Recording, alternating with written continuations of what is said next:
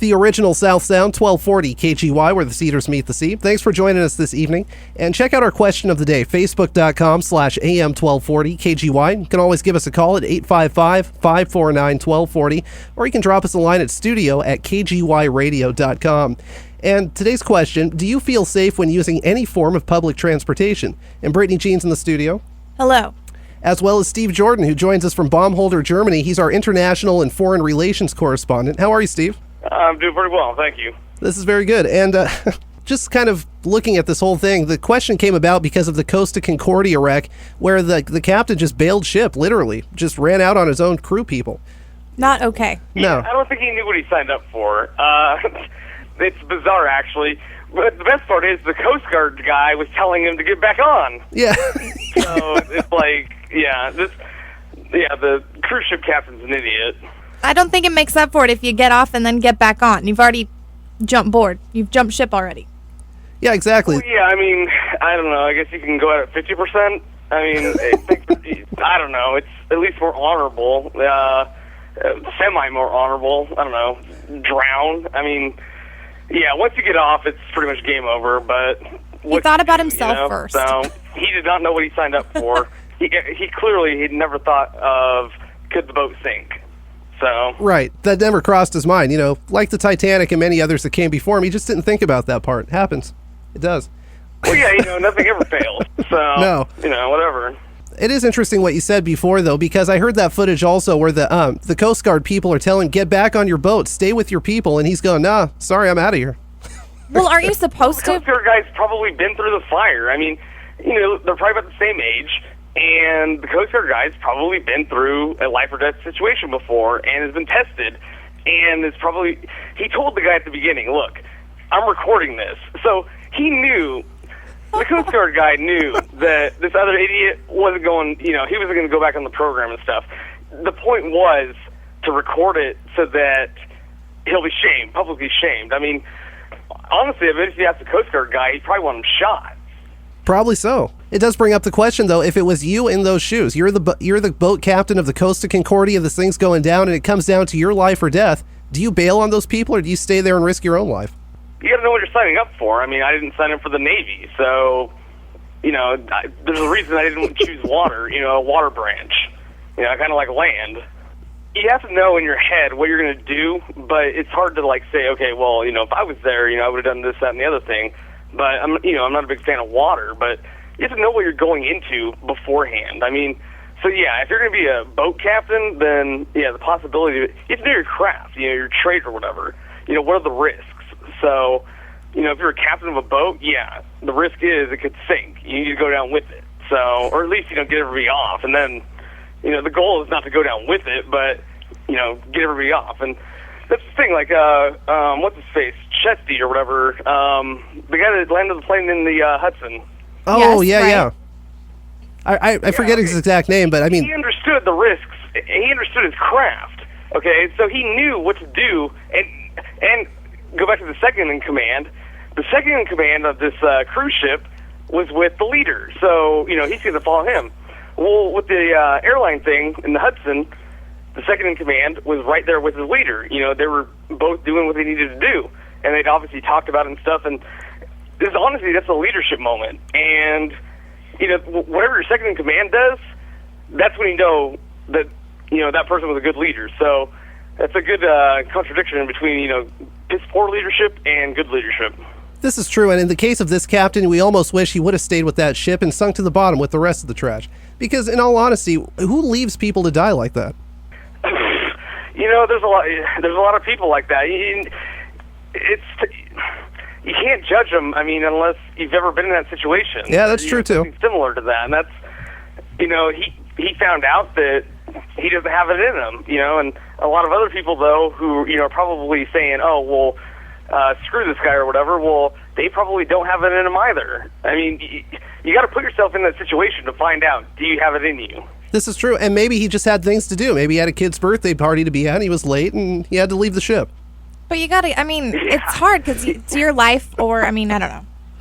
But he should not, because you've signed up for the job. It's in your job description. You have to stay with your people and get everyone out safe, because that is your role. You're the leader.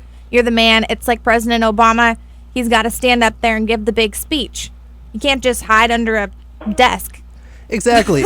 If things aren't exactly going the way the president would like, it's not like he can just bail. Like, I got to go home. Desperate Housewives is on. I got things to do. Exactly. He's got to stand there. Yeah. Just like everyone else. Yeah, I mean, you got to know what you signed up for and stuff. So. Well, it brings us to the question at facebook.com/AM1240 KGY. Do you feel safe using any form of public transportation? I would say no, just because of man-made failures like that. I mean, did those people really think that their own captain was going to bail on them? Probably not. Planes crash, things happen. They probably didn't meet their captain. Numbers speak for themselves. If you didn't feel safe, then you wouldn't get on it. I mean, do you want to be that one time that it doesn't work out? Okay, well, I mean, 1 in a million. The helicopter could, Godzilla could come over the hill. I mean, if you run your life on possibilities, then yeah, okay, whatever. But you got to admit, if we were meant to fly, we would have wings. We shouldn't probably be up in these things. Ask John Denver. Yeah, John Denver. Well, okay, so maybe it's kind of an extreme example, but you know what I mean. These things happen, and when man-made failures are possible, I don't feel safe. I don't fly anywhere. You don't? No. I'm not coming to see you in Germany. Are you a Madden Cruiser or what? Yeah, no, I just drive around in my car, and that's about it. You're never going to experience the entire world, Brad. That's fine. You're limiting yourself. See, luckily, I can watch it on the Discovery Channel. That's not the same thing. It is. Lord of the Rings was just a movie. You don't have to, walk everywhere like a hobbit. Yeah, but see, if I don't know that becomes my reality. Oh, okay. Well, hey, more power to you, I guess. He's still searching for the ring. Don't worry. It's out there somewhere. It's I don't know, whatever. It's, I kind of like that on flights, though, watching people, grip the death grip on the armrest. It's hilarious. Funny with turbulence and stuff, because, okay, in the military, we have to fly a lot. And in, way worse conditions than commercial aviation. So, if the military planes would be falling out of the sky if, the planes couldn't do certain things and stuff. So, commercial aviation, I don't even, even worry. Honestly, it's more human error than anything else. You need to be worried if your, pilot's drunk. This is true, but I'm just saying the last time I got on a plane because I had to go to California to do some family things, I had to be drunk for that. There was no way I was getting on that plane sober. It's just not even... Yeah, well, I mean, you got to do what you got to do, but hopefully your pilot's not doing the same thing. I hope not. But with all of the, failures that have happened in the past, think of how good our planes are and our pilots and everyone else. They've been trained for these things. They've seen the wrong. We've fixed the problem. You got to have trust in some people. That's it's right. like trusting me. That's right. They've been trained so well they can fall asleep in flight towers. It's a great thing. Awesome. Okay, 1 in a million, Brad. Any job you do, a lot of times, it's going to be easy for you. I mean, no matter what it is. So eventually, you're going to become complacent. The idiots are going to become complacent.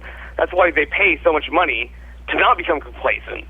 This is true. This is true. And Steve, we haven't touched on this yet, but you're our international and foreign relations correspondent, and you're actually in what branch of the military exactly? Army, right? Yeah, I'm in the Army. Nice. And so this is out ETSing. Oh wow. Thankfully. And you'll Finally, yeah, it's been a long time coming. And you'll be out very soon. That's exciting. But with that, you've had travels all over the world. And what's maybe some of the public transportation things you noticed in different spots? Okay, in Korea, it's definitely different because everybody just stares at each other. They sell knickknacks in Korea actually on the trains and stuff. So what? You'll get people coming through and just selling I don't know, whatever, just whatever's on the street. A street vendor would sell. I hear taxis are just crazy there. They have first and second class, so you can buy first class tickets and have your own little private thing or whatever. It's about 12 of you. It's more reliable. Not by more reliable, I mean spot on. If the train's going to come at 12 o'clock, it's there at 12 o'clock. So wow. There's a lot of stops and stuff, but it's reliable, it's dependable, and it's awesome actually. But you have to be in a metropolitan area to do it. I mean, you can't just. Some of them go out to further places, but it's not like Amtrak, like what you would think of. It's totally different.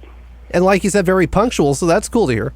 Yeah, no, there's no late things. You can drink all you want. I mean, that's what most people do. That if you want to go to Frankfurt, just nice. Bring a 24-pack and or your buddies or whatever, and just drink on your way there. It's encouraged actually. It's much more liberal, I guess, out here. Really? Do you find that in all facets of life, or just, like what you described? What, drinking? No, as far as things being liberal. Yeah, mostly. I mean, movie theaters is a perfect example, actually. Everywhere but the U.S. that I found, they serve alcohol at movie theaters, like beer. Like, if you want to go to the movies, you buy beer. Yes. It's just like a normal thing. I've heard that. That's very cool. Wow, I didn't even know that. Yeah, it's awesome. I mean, in Korea, they didn't have liquor, but in Germany, yeah, you can buy liquor. Like, take shots. Isn't it like a Soju. Soju. That's Soju, right. yeah, you can mix it with Gatorade and just drink, gallons of it. Oh, Yes. wow. That's very interesting to hear. You won't be walking that night, but... Well, since we're on the subject, what's your favorite alcohol that you found in your world travels? I'd say in Brussels. Brussels has the best beer. Germany obviously has really good beer.